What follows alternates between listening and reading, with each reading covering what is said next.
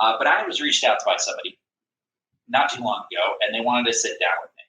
And like any good business owner, I try to prepare and work through my due diligence ahead of time to make sure that I can get something out of the engagement. Because if I'm going to spend my time, which is the most valuable asset I have as a business owner, I want to make sure that I'm getting the most from each individual meeting that I have or engagement. And so I do my homework, and I learn right off the bat that I cannot help the people that are coming to me.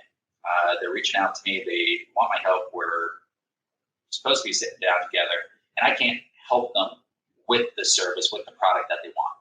Now, the easiest thing to do here would be to just cancel. However, I had a sense that these were people I could still help. I could consult. I could take time, and they likely would be able to do something for me. And my initial thought was, well, at the least, I have a real fan, somebody that's going to potentially refer me business, which in my mind is hugely important, because the truth is, even if they never work with me, if I do a good enough job, if I set the stage appropriately, I can take nothing and create something from it. In this case, I can create a nothing sale and turn it into a referral source. And I went into the meeting with that intention. So the easiest thing to do would have been to just call it off. We spent time together, invested in that time, and that's it. And I walk away and I cut strips. That would have been the easiest thing. Then I would have gotten nothing from it. It would have been literally a nothing, except a no, can't help. That's not good enough for me.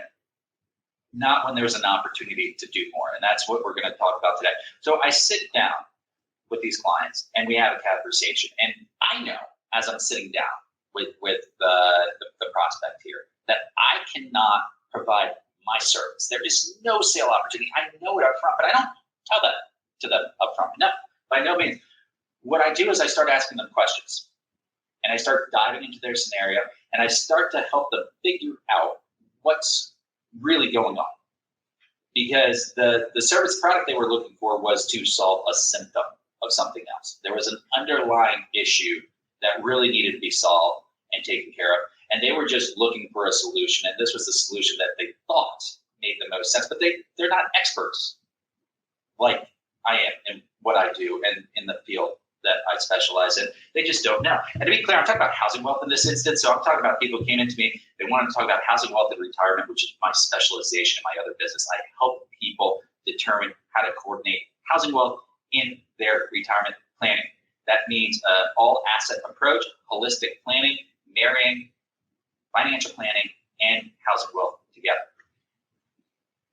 Now, I can offer certain services and products here, but ultimately what these people needed was guidance, they needed direction, and they needed to understand some concepts of basic retirement planning. Now, this is not me providing retirement planning advice by no means, but this is me helping a client come to an understanding of what they need to be aware of and what some of their options might be and what might be their best suited options. Now, in this instance, their underlying problem, not the symptom, the underlying problem was overspending, very common retirement problem.